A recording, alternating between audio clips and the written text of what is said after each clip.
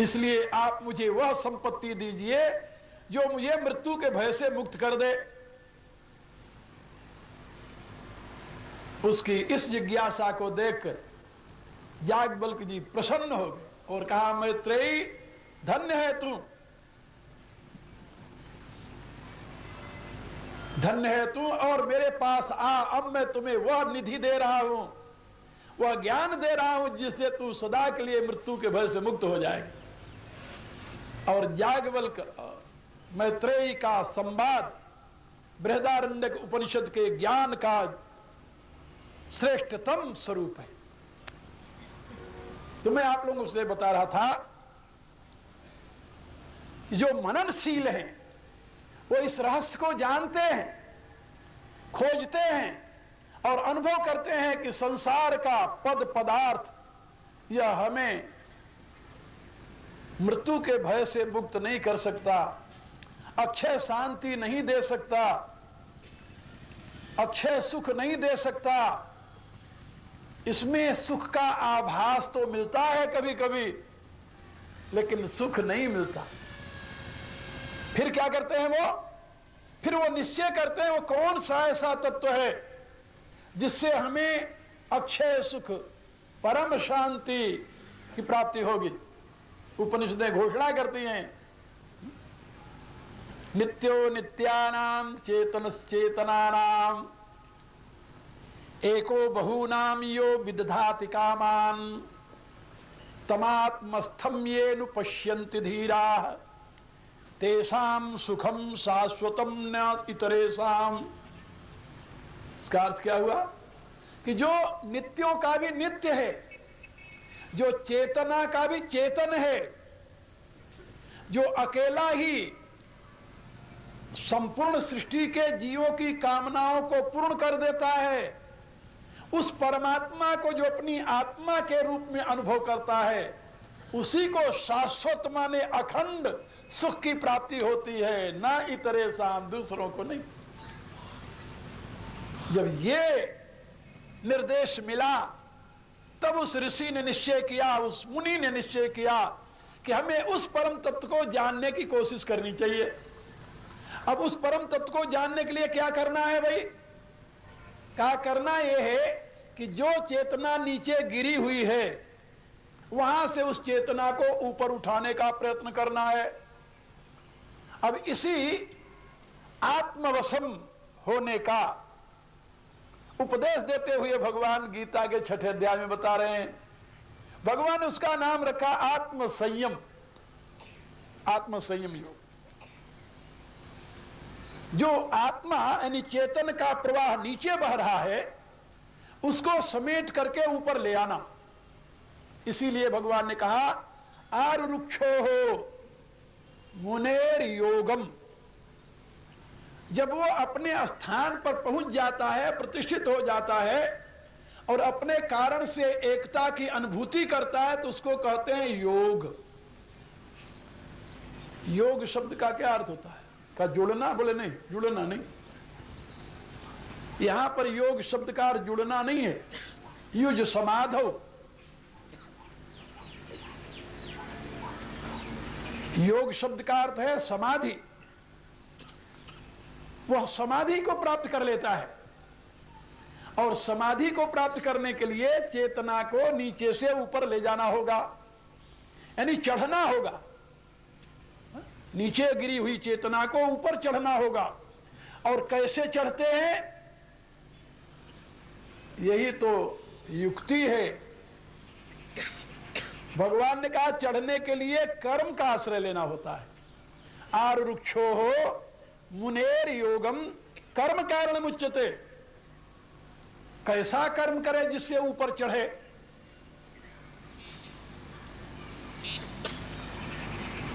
का कर्म कहते उसे हैं। 8वें अध्याय में कहा भूत भाव उद्भव करो विसर्ग कर्म संगीता। मनुष्य की चेतना जहां है वहां से उद्भव माने ऊपर उठाने के लिए जो उसके सामर्थ्य का, शक्ति का, समय का विसर्जन है, त्याग है, उसी का नाम कर्म है। अब उस कर्म का आश्रय ले जिससे आत्मा का उत्थान हो। उत्थान, उत्थान माने उत्थान, उत माने ऊपर, स्थान माने स्थिति। और जिससे आत्मा का उत्थान न हो, पतन हो, नीचे गिर जाए, उन कर्मों का आश्रय नहीं लेना चाहिए। अब वो कौन से कर्म है जिससे आत्मा का उत्थान होता है, आगे इसी अध्याय में भगवान ने बताया है, बड़े विस्तार के साथ बताया है। और इसी की व्याख्या महर्षि पतंजलि ने की अपने योग दर्शन, बड़े विस्तार के साथ। यहां एक बात आप लोगों को और मैं बता देना चाहता हूं, जो हमारे यहां वैदिक साहित्य के 6 दर्शन हैं,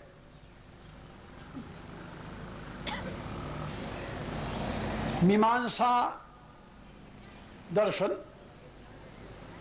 जिसके आचार्य जैमिनी हैं, वो वेद के मंत्रों में यज्ञादि की व्यवस्था के लिए प्रयुक्त होने वाले विधियों का निर्देश किया है। दूसरा वेदांत दर्शन है जिसमें उपनिषद के मंत्रों में जो भिन्न भिन्न प्रकार के शब्दों का और साधनाओं का प्रयोग है उसका समन्वय किया गया है भगवान व्यासदेव द्वारा। खणादि ऋषि द्वारा सृष्टि के मूल में जो परमाणु है, उन परमाणुओं का अनुसंधान करके उसके ज्ञान से मोक्ष की व्यवस्था दी गई है। न्याय दर्शन में महर्षि गौतम ने 16 तत्वों की व्याख्या करते हुए उसके बोध से मनुष्य को दुख से सदा के लिए मुक्त होने की विधि बताई है। इन चारों दर्शनों से प्राचीन दर्शन है सांख्य और योग। सांख्य दर्शन के आचार्य हैं भगवान कपिल।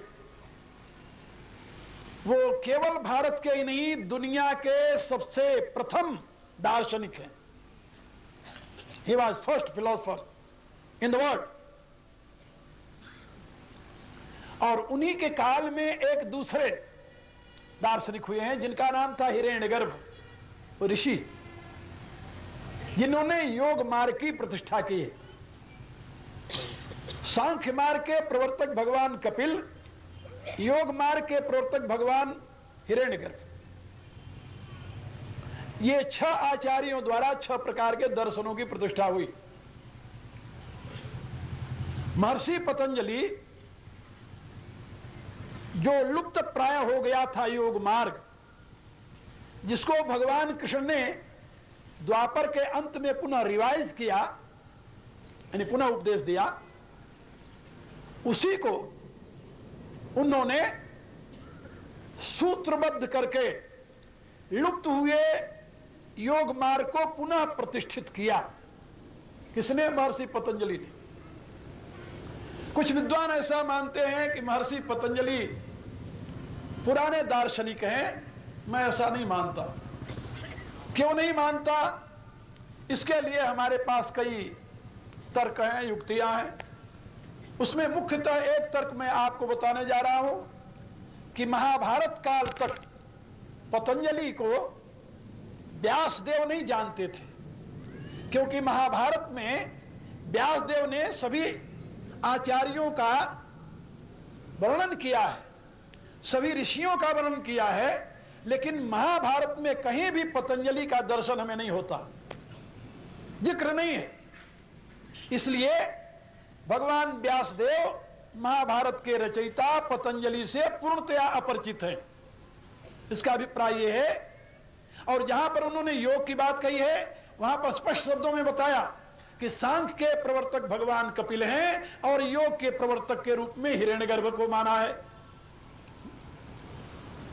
तो हिरण्यगर्भ को योग का आचार्य तो जानते हैं भगवान व्यासदेव, लेकिन पतंजलि से वो परिचित हैं। इसका अभिप्राय उस समय तक पतंजलि नहीं थे। दूसरा उदाहरण, भविष्य पुराण में हमें पतंजलि का दर्शन होता है और वहां पर पतंजलि को कात्यायन के समकालीन बताया गया है और यह भी बताया गया है कि पतंजलि गीता के अनन्य भक्त थे, ऐसा बताया गया। भगवान कृष्ण और भगवत गीता के अनन्य भक्त थे पतंजलि, और पहले कात्यायन से शास्त्रार्थ किया, उसमें हार गए वो। फिर उनको बड़ी व्यथा हुई और आकर के काशी में शास्त्रार्थ हुआ था उनका, ऐसा उसमें लिखा है। फिर वहां से आकर के उन्होंने विंध्यवासिनी देवी की आराधना की विंध्याचल में, और वहां से भगवती की कृपा का प्रसाद मिला उनको। फिर दोबारा जाकर उन्होंने कात्यायन से शास्त्रार्थ किया, तब विजयी हुए, और विजयी होने के पश्चात जो गीता का मूल सिद्धांत था, जिसके वो अनन्य उपासक थे, उसी को उन्होंने सूत्रों में आबद्ध करके योग दर्शन के रूप में प्रचारित किया। इससे आप लोग समझ गए होंगे कि पतंजलि द्वारा प्रचारित जो योग मार्ग है वो गीता की ही दार्शनिक, गीता की ही दार्शनिक व्याख्या है, और उसको उन्होंने सूत्र में आबद्ध करके मानव समाज को प्रदान किया है। पतंजलि ने जिन कर्मों से मनुष्य का उत्थान होता है उसके लिए नाम दिया है क्रिया योग। क्या नाम दिया? क्रिया योग। क्रिया योग का स्वरूप क्या है? तो उन्होंने बताया तपस्वाध्याय ईश्वर प्रणिधान क्रिया योग है। तप स्वाध्याय ईश्वर प्रणिधान, इसको क्रिया योग कहते हैं। और इसी के द्वारा तथा प्रत्यक्ष चेतनाधिगमो, इसी के द्वारा तुम अपने आत्म स्वरूप तक अपनी यात्रा पूरी कर सकते हो। क्रिया योग का आश्रय लोगे तो तुम संपूर्ण क्लेशों से मुक्त होकर के और समाधि को प्राप्त कर लोगे, ऐसा उन्होंने कहा। और उसी क्रिया योग को भगवान यहां पर कर्म के रूप में निर्देश कर रहे हैं। भगवान के द्वारा बताए गए उस उत्थान की विधि को ही पतंजलि ने क्रिया योग नाम दिया है, याद रखो। भगवान ने उसके लिए 3 प्रकार के कर्मों की व्यवस्था दी। उसको सत्कर्म कहा, एक दिन और मैंने बताया था ना, स्वर्ग की प्राप्ति के साधन को शुभ कर्म कहते हैं, नरक की प्राप्ति के साधन को अशुभ कर्म व पाप कर्म कहते हैं, मरने के बाद पुनः मनुष्य शरीर को प्राप्त करने की हेतुभूता जो क्रियाएं हैं उनको मिश्र कर्म कहते हैं, और जिन कर्मों के आश्रय से मनुष्य परमात्मा तक पहुंचता है उसको सत्कर्म कहते हैं। और उस सत्कर्म की व्याख्या भगवान ने कहा है 17वें अध्याय में, यज्ञ दान और तप में सत की प्रतिष्ठा है। यज्ञ तपसि दाने च स्थिति सत इति उच्यते। यज्ञ में, दान में, तप में सत की स्थिति है। इसीलिए उन्होंने कहा कि यज्ञ दान तपो कर्म न त्याज्यम कार्यम में तत्, यज्ञ दान तपश्चैव पावनानि मनीषिणा। यज्ञ दान और तप रूपी कर्म कभी छोड़ने योग्य नहीं है, इनका अनुष्ठान करते ही रहना चाहिए, क्योंकि ये मनुष्यों को भी पवित्र करने वाले हैं। और भगवान ने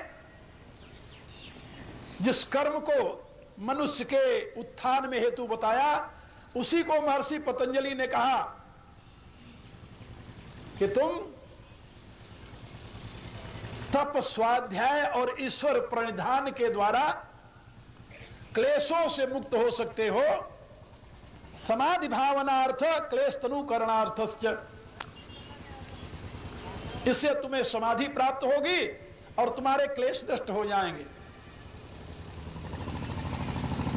इन कर्मों को कैसे किया जाए उसकी विधि बताया। सर्वप्रथम उसमें तप का स्थान है। तप रूपी कर्म का अनुष्ठान कैसे किया जाए, कहा उसके लिए बड़ी सुंदर व्यवस्था है। आप साधना अपने शरीर से शुरू करें। सबसे पहले तो अपना आहार विहार शुद्ध कर ले। जिसने अपने जिह्वा पर कंट्रोल कर लिया उसने सारी दुनिया पर कंट्रोल कर लिया। याद रखो, एक बड़ी सुंदर कहानी है। जब भगवान राम महर्षि अगस्त की आज्ञा से दंडकारण्य में गए और वहां पर पंचवटी में अपना निवास स्थान बनाया, बनाने के लिए विचार किया तो वहां के देवता हैं भगवान शंकर।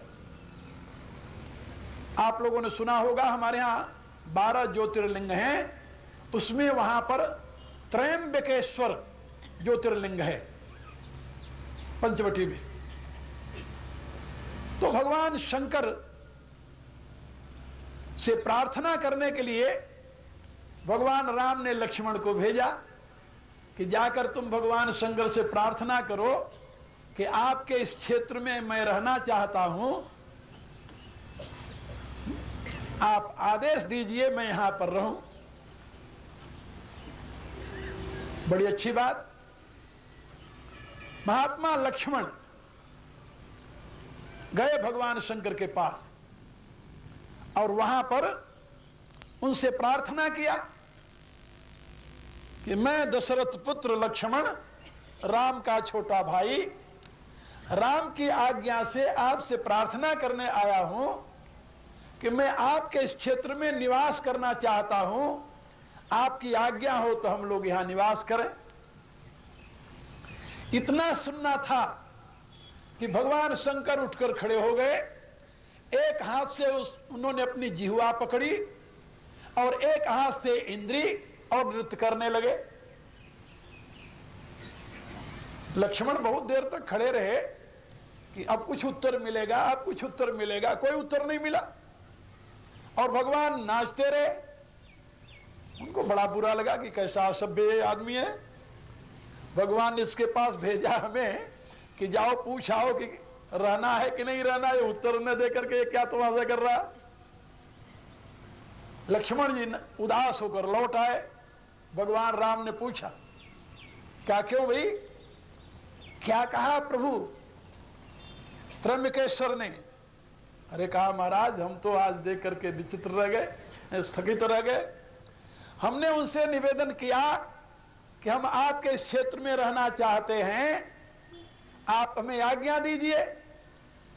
तो वो तो नाचने ही लगे। कहा कैसे नाचने लगे? तो उन्होंने बताया कि अपनी जिह्वा पकड़ लिया, इंद्री पकड़ लिया और नाचने लगे। कहा उन्होंने निर्देश तो दे दिया, और क्या बताते तुम्हें? कहा क्या कहा महाराज, हम समझे नहीं। भगवान ने कहा कि भगवान शंकर का यह कथन है कि यदि ये 2 इंद्रियां तुम्हारे अधीन हो तो ये सारी दुनिया तुम्हारी अपनी है, चाहे जहां रहो। क्या समझे? 2 इंद्रियां। और इसी को नरसिंह मेहता ने अपने एक पद में कहा है। यहां पर उन्होंने कहा है, वैष्णव जन तो तेने कहिए जे पीर पराई जाने रे। उसी में एक पद आता है कि काच वाच निज बस करी राखे, धन धन जननी तेनी रे। जिसने अपनी वाणी को, अपनी काच को, इंद्रियों को अपने अधीन कर रखा है उसकी मां धन्य है, धन्य है, धन्य है। मेरे कहने का अभिप्राय कि साधना पहले यहां शुरू की जाती है। आजकल मांस खाओ, मदिरा पियो, अंडे खाओ और हमारे पास आ जाओ तो मर करके मोक्ष मिल जाएगा तुम्हें, ये उपदेश देते हैं लोग। वेद कहता है आहार शुद्ध और सत्व शुद्धि। आहार की शुद्धि से तुम्हारी बुद्धि शुद्धि होगी। और आजकल के तथाकथित योग सिद्धि का मार्ग बताने वाले, जिन्होंने कभी योग का अवश्य भी नहीं देखा, न पढ़ा, न जाना, आज वो भी महायोगी बनकर के प्रचार कर रहे हैं। और वो कहते हैं कुछ भी खाओ, कुछ भी पियो, हमारे पास तो एक नया मेथड है। कहते हो पतंजलि वाला मेथड तो बहुत पुराना हो गया, वो तो गड्ढे के युग का, बैलगाड़ी के युग का है। हमारे पास तो हवाई जहाज नहीं, उपग्रह के युग का मेथड आया है, उससे हम तुम्हें तुरंत उड़ा देंगे, तुम मेरे पास आओ। और अज्ञान के गर्त में गिरी हुई जनता अंधविश्वास का भाजन बन रही है। क्या कहा जाए? भगवान कहते हैं कि जब तक तुम कर्म का आश्रय नहीं लोगे, तब तक तुम ऊपर चढ़ नहीं सकते। आरुक्षो मुनेर योगम कर्म कारण मुच्यते। और कर्म में पहले तप है, और तप का लक्षण है इंद्रियों को अपने अधीन रखना। तप का लक्षण है अपने मन को अपने अधीन करना। और इसके लिए अनेक प्रकार की क्रियाएं, महर्षि पतंजलि ने 5 प्रकार की क्रियाएं बताई है। यम, नियम, आसन, प्राणायाम, प्रत्याहार, ये 5 प्रकार की क्रियाएं। इसको बहिरंग साधना कहते हैं, बहिरंग साधना। और धारणा, ध्यान, समाधि, ये अंतरंग साधना है। ये साधना के 2 भेद हैं। बहिरंग साधना is to try to prepare your own self first, and after preparation you should try to ascend towards your destination. पहले अपने आप को तैयार करो और फिर अपने लक्ष्य की तरफ यात्रा प्रारंभ करो। यदि तुम तैयार नहीं हो तो लक्ष्य की तरफ यात्रा तुम्हारी हो नहीं सकती। और बिना तैयारी के यदि इमोशन में आकर, भावुकता में आकर किसी साधना की तरफ आगे बढ़ जाओगे तो तुम्हें परिश्रम के सिवा और कुछ नहीं मिलेगा। याद रखो, तैयारी क्या है? पहला फल आपका आहार संयम। इसलिए भगवान ने कहा इसी गीता के 6ठे अध्याय में कि योग ही संपूर्ण दुखों को नाश करता है। योगो भवति दुःखः, ये दुखों का नाश करने वाला योग सिद्ध हो सकता है। लेकिन कैसे हो सकता है? उन्होंने कहा युक्ताहार विहारस्य युक्त चेष्टस्य कर्मसु युक्त स्वप्नावबोधस्य योग भवति दुःखः। जिसका आहार युक्त है, विहार युक्त है, जिसकी कर्मों में चेष्टा युक्त है 3, और जिसका सोना युक्त है, जागना युक्त है, उसी के द्वारा यह दुखों का नाश करने वाला योग सिद्ध हो सकता है। वही आत्म संयम योग को साध सकता है, अन्यथा नहीं। तो पहले अपने आहार विहार को शुद्ध करो। अंडे, मांस, मछली, शराब, ये सब तुम्हारे मार्ग के महान बाधक हैं। कल्याण चाहने वालों को इससे दूर रहना चाहिए। और आप लोग जानते हो, मनुष्य की रचना मांस के लिए नहीं है। मांसाहारी जितने प्राणी हैं उनकी आंतें बहुत छोटी होती हैं। शाकाहारी प्राणियों की आंतें लंबी होती हैं। मनुष्य की आंत बड़ी लंबी है, छोटी नहीं है। याद रखो, मांसाहारी प्राणियों के दांत तीखे होते हैं, फ्लैट नहीं होते। और जितने शाकाहारी प्राणी हैं उनके दांत फ्लैट होते हैं, तीखे नहीं होते। और मनुष्य का दांत कैसा है? आप लोग देख लो अपने आप को। इतना ही नहीं, जितने मांसाहारी जंतु हैं वो सब जीभ से पानी पीते हैं, लेकिन कहते हैं उसे, वो सिपिंग नहीं करते, लेकिन करते हैं जीभ से पानी पीते, मुंह से नहीं पीते। और जितने शाकाहारी पशु हैं वो सब मुंह से पानी पीते हैं, कोई जीभ से पानी नहीं पीता। और आप कैसे पीते हैं? आप जरा देखिए, ऐसे एक नहीं अनेकों उदाहरण हम आपको दे सकते हैं। जितने मांसाहारी प्राणी हैं उनके नाखून तीखे होते हैं, और जितने शाकाहारी प्राणी उनके नाखून गोले होते हैं। आपके कैसे हैं? आज जरा देख लीजिए। मेरे कहने का अभिप्राय कि आपके शरीर की संरचना मांस के काबिल नहीं है। और मजे की बात बताऊं आपको, एक बार शायद 2-3 वर्ष पहले की बात है, हॉलैंड में वर्ल्ड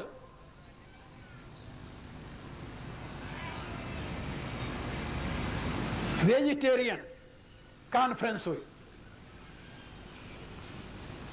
सौभाग्य से मुझे आमंत्रित किया गया। उसमें 2 दिन की कॉन्फ्रेंस थी। यूरोप के कई देशों से लोग उसमें भाग लेने आए थे। तो वहां के जो सनातनी व हिंदू समाज के लोग थे, उन्होंने अपने प्रतिनिधि के रूप में मुझे चुना कि गुरु जी आवे, वो इन सबका समाधान करेंगे। मुझे बुला लिया। वहां पर जितने वक्ता थे जो वेजिटेरियनिज्म के हक में बोल रहे थे, सबने यही कहा कि यद्यपि आदिम मानव मांसाहारी था, लेकिन अब मांसाहार मनुष्य के लिए उपयोगी नहीं है, इसलिए नहीं खाना चाहिए। बाद में सबके सुनता रहा, बारी मेरी आई। मैंने लोगों से कहा कि भाई, आदिम मानव जो था वो मांसाहारी था, इसमें हमारा मतभेद है। हम कहा यहां जितने विद्वान बैठे हुए पश्चिम के, एवरीबॉडी बिलीव, हर एक व्यक्ति विश्वास करता है इवोल्यूशन थ्योरी, विकासवाद में। और विकासवाद के सिद्धांतानुसार 2, यद्यपि मैं विकासवाद में विश्वास नहीं करता, अकॉर्डिंग टू वेदा,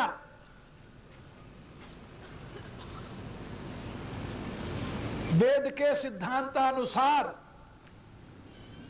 यह विकासवाद की प्रक्रिया गलत है, युक्तिहीन है, अवैज्ञानिक है। लेकिन फिर भी चलो थोड़ी देर के लिए मैं मान लेता हूं। आपके इस विकासवाद के सिद्धांतानुसार मनुष्य की उत्पत्ति से पहले बंदर की योनि में जीव आया। हमारे सिद्धांतानुसार बंदर की 4 लाख योनियां हैं, चतुर्लक्षम च बानरा। और 4 लाख बानरों की योनियों में कोई ऐसी योनि नहीं है जो मांसाहारी हो। मैंने कहा डार्विन का बाप तो बानर था, चिंपांजी था, वो तो विशुद्ध शाकाहारी था, कंदमूल फल खाने वाला था। और जब वो डार्विन के रूप में परिणित हो गया तो तुरंत मांसाहारी कैसे बन गया? भला सोचिए आप। जब चिंपांजी के रूप में था तब तो शाकाहारी था, और मनुष्य के रूप में आते मांसाहारी बन गया। How it can be possible? यह संभव कैसे हो सकता है? यदि शाकाहारी बंदर जीवित रह सकता है तो शाकाहारी मनुष्य क्यों नहीं जीवित रह सकता? और उसमें मांसाहारी होने की प्रवृत्ति कैसे एकाएक आ गई? हमने कहा कि मांसाहार की प्रवृत्ति तो मनुष्य में जब तमोगुण की वृद्धि हुई है, पशुता का जब प्राधान्य हुआ है, तब उसमें इस प्रकार की वृद्धि आई।